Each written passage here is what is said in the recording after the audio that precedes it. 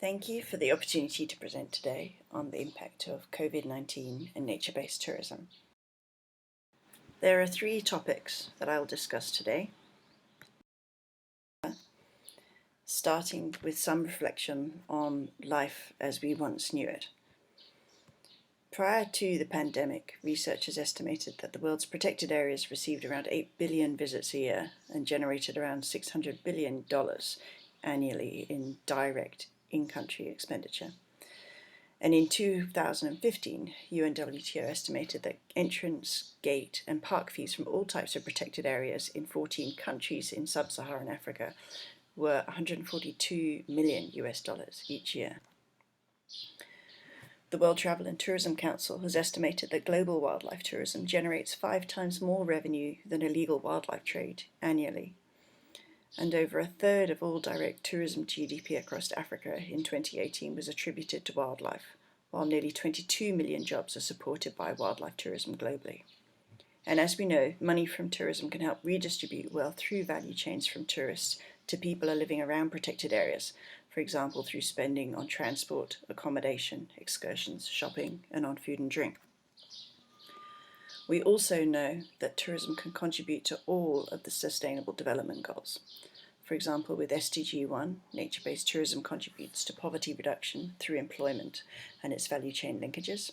And with SDG 15, tourism can contribute to biodiversity conservation and natural heritage, for example, by financing habitat restoration.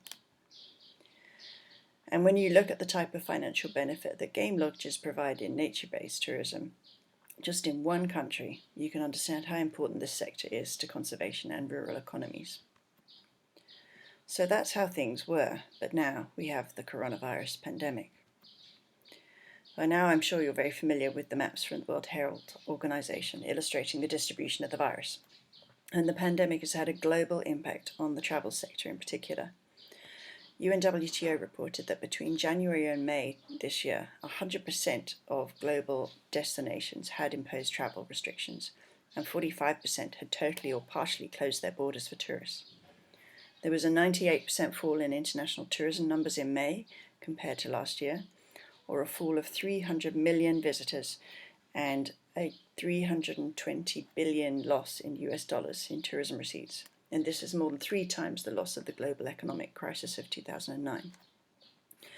The WTTC has estimated there could be a global loss of over 100 million jobs this year and a loss of 2.7 trillion in revenue due to the pandemic. Protected areas have been closed in many countries across the world, including, for example, in Colombia, the DRC, Indonesia, Nepal, Thailand, Uruguay, and others. And this is having a major impact on cash flow, where nature-based tourism is a key revenue generator. There have been literally hundreds of media releases, opinion pieces and articles about how the pandemic is affecting nature-based tourism, wildlife conservation, business and livelihoods. And while much of this is built around anecdotes and quotes, in part due to the speed of production, there has been increasingly research published too. For example, if we take the case of Brazil, in March this year, all 137 protected areas were officially closed for tourism, and in some reopened in July and August. Compared with an economic analysis of tourism contributions that took place in 2018, and a reduction of 50% in visitation, this is estimated to generate a loss of 55,000 permanent or temporary jobs and a loss of $410 million income for employees and business owners, plus a loss of 575 million in total GDP value in Brazil. Then there's research on the tourism sector specifically. SafariBookings.com has been conducting monthly surveys amongst the hundreds of operators it serves on its online booking platform. This suggests that was a dramatic change from March to April this year, but since then there has not been much improvement in terms of either bookings or in cancellations. One of my assignments on COVID-19 and tourism has been on behalf of the EU.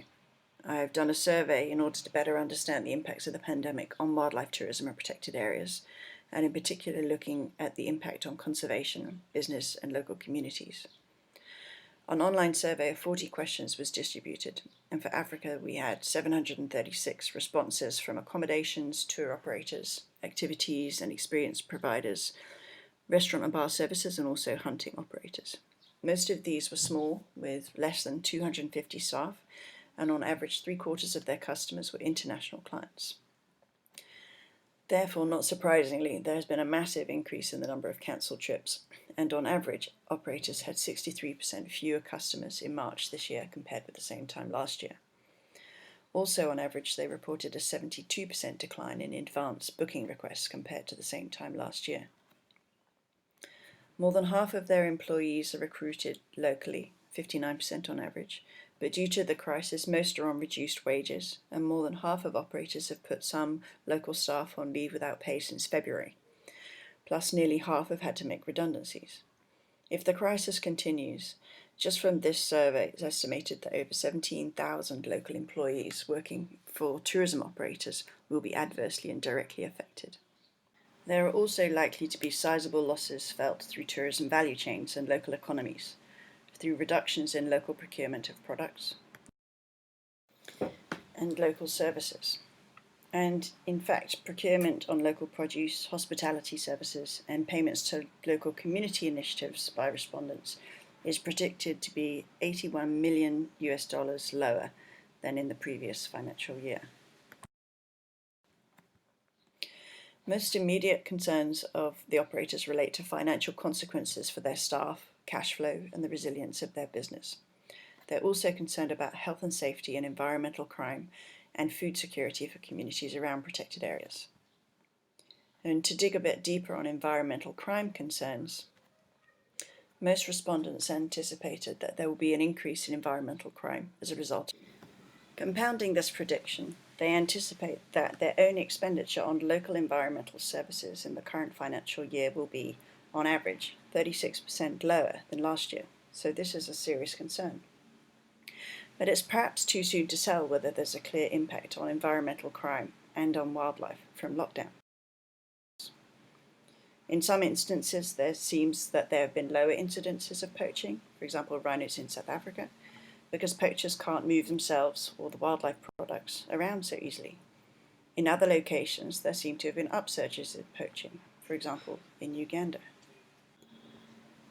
And there have been reports of wildlife reclaiming areas that are bereft of visitors, making us rethink whether we had the conditions for sustainable wildlife tourism right in the first place. So now moving forward and building back better from the crisis. By the end of July this year, UNWTO reported that 40% of all worldwide destinations had eased restrictions on international tourism.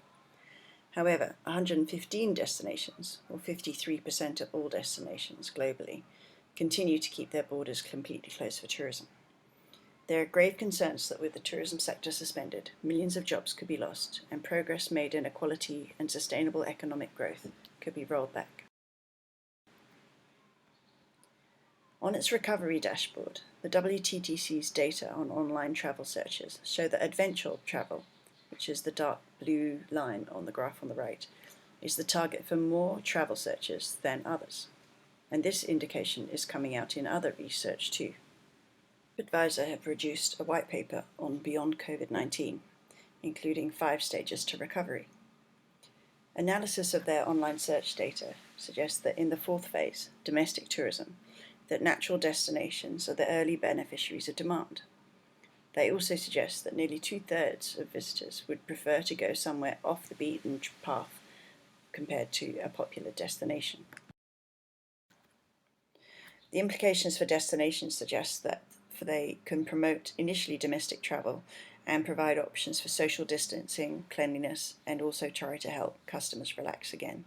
Market intelligence from Euromonitor International predicts that traveller priorities will include sustainability in addition to their health, social well-being, and contributions to local economies during recovery and resilience periods.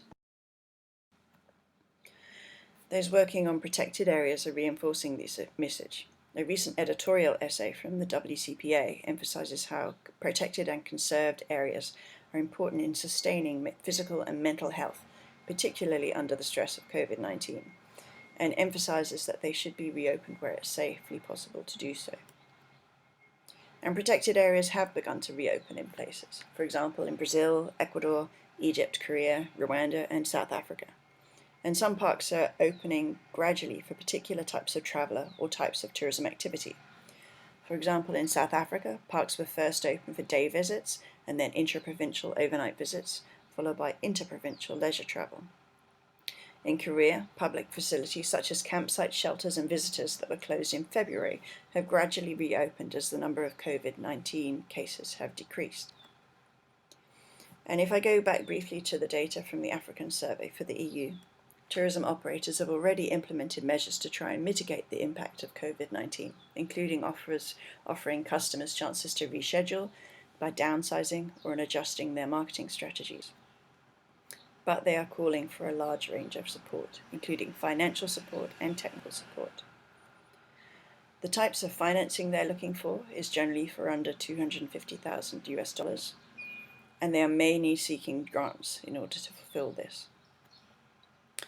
Furthermore, a Game Lodge survey done in June in South Africa looked at the financial implications of this hibernation state without visitors, and this shows that the majority will have finished their cash reserves by October-December this year, which is just around the corner. And we can also see that lodges are looking to build back better and improve their sustainability efforts and support COVID-19 efforts. And although each country will have its own support measures in place, these are some of the financial resources that are available now or are planned for the future. These include grant applications, online appeals developed by conservation areas and tourism operators, and also some stimulus funds that are in development, including the one being established by John Hutton and WWF, which he will discuss shortly. And to help protected areas open safely, I'm currently working on a guidance document for managers on protocols for doing so amid COVID-19. This is being reviewed by members of WCPA and WWF and other agencies, and I hope will be released soon. There's also a new resource from the World Bank, Tools and Resources for Nature-Based Tourism, that I wrote with contributions from many other people. And this was launched in August and I think could be very helpful in our recovery. The report contains a series of different types of materials, including over 360 information resources, certification systems, toolkits, and how-to tools. It also provides links to training materials, online platforms, and relevant institutions and networks. Linked to the report is an ebook, which provides another way that people can find resources they need. To use this, you can click on a particular issue or type of resource, or use a keyword to search. And this is a resource that will be strengthened over time with more materials, including those related to COVID-19 and nature-based tourism. And then finally, since April I've been collecting resources in my spare time and with the help of others. On this blog post you can find over 700 resources relating to COVID-19 and sustainable tourism, including many of the materials I've shared today. So I hope that this presentation provides some useful context for your discussions, and please do get in touch if you need anything further. Thank you.